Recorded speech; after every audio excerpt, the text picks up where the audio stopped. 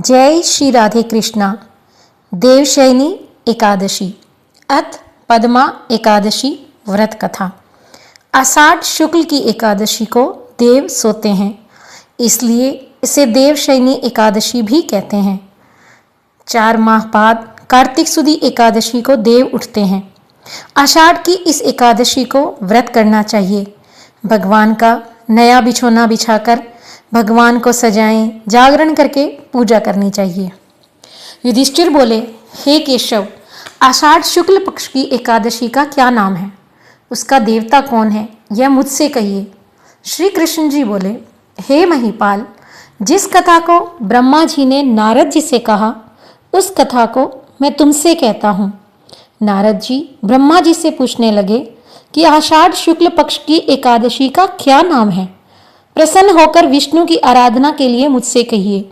ब्रह्मा जी बोले, हे मुनि श्रेष्ठ, कुंभ वैष्णव, तुमने बहुत सुंदर प्रश्न किया। जगत में एकादशी से पवित्र और कोई पर्व नहीं है।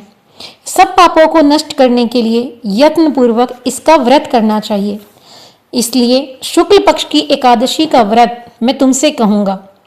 एकादशी का व्रत पवित्र है और पापों को नाश करके सब मनोरथों को पूर्ण करता है। जिसने इसको नहीं किया वे नरक के भागी होते हैं।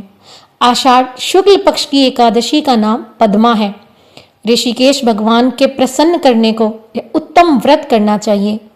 तुमसे मैं पुराणों की कथा कहता हूँ, जिसके सुनने से बड़े पाप नष्ट हो जाते हैं। सूर्यवंश में सत्यवादी प्रतापी मांधाता नाम का चक्रवर्ती राजा था। वह राजा धर्म से अपने पुत्र की तरह प्रजा का पालन करता था। उसके राज्य में अकाल, रोग और मानसिक चिंता नहीं रहती थी। उसकी पूजा आतंक रहित और धन धान्य से पूर्ण थी। उसे राज्य करते हुए बहुत वर्ष बीत गए। एक बार ऐसा हुआ कि 3 वर्ष तक उसके राज्य में बारिश ही नहीं हुई। उसकी प्रजा भूख प्यास से पीड़ित होकर व्याकुल हो गई। अन्न के अभाव से पीड़ित होने के कारण उसके देश में स्वाहा, स्वधा, वष्टकार और वेद पाठ बंद हो गया। फिर प्रजा आकर राजा से बोली, हे राजन, मेघ रूपी विष्णु भगवान सब में व्याप्त हैं। वह ही वर्षा करते हैं। वर्षा से अन्न होता है, अन्न से प्रजा होती है। हे नृपते, उस अन्न के ना होने से प्रजा नष्ट हो रही है। ऐसा यत्न करिए जिससे कल्याण हो। राजा बोला, आपने सत्य कहा। अन्न ईश्वर का रूप है। अन्न में सब निवास करते हैं। अन्न से प्राणी पैदा होते हैं।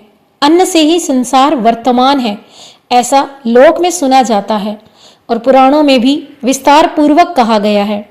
राजा के अधर्म से प्रजा को दुख मिलता है। मैंने बुद्धि से विचार करते हुए अपना कोई दोष नहीं देखा, तथापि मैं प्रजा के हित के लिए यत्न करूंगा। ऐसा विचार करके राजा ने कुछ सेना साथ में ले ली। ब्रह्मा जी को प्रणाम करके गहन वन में चला गया।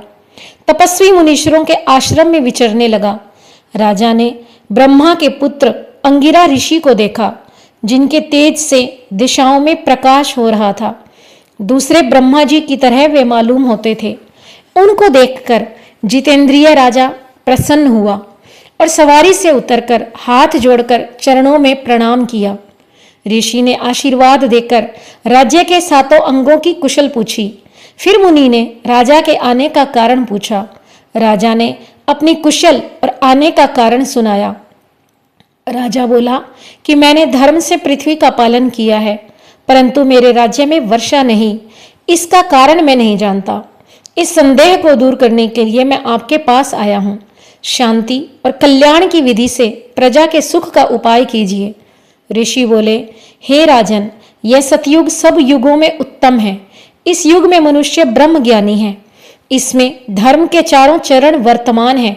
इस युग में ब्राह्मणों के सिवा और कोई तपस्या नहीं करता।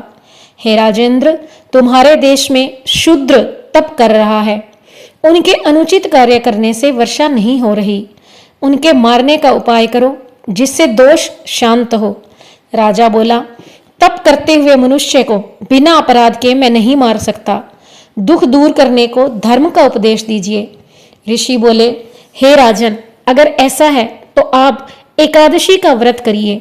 आषाढ़ के शुक्ल पक्ष में पद्मा नाम की प्रसिद्ध एकादशी है। एकादशी के व्रत के प्रभाव से निश्चय ही वर्षा होगी। यह सब सिद्धियों को देने वाली और सब उपद्रवों को नष्ट करने वाली है। हे नृप, तुम प्रजा और परिवार सहित इसका व्रत करो। मुनि का यह वचन सुनकर राजा अपने महल में आया और पद्मा एकादशी का व्रत किया और व्रत के करने से सारे राज्य में वर्षा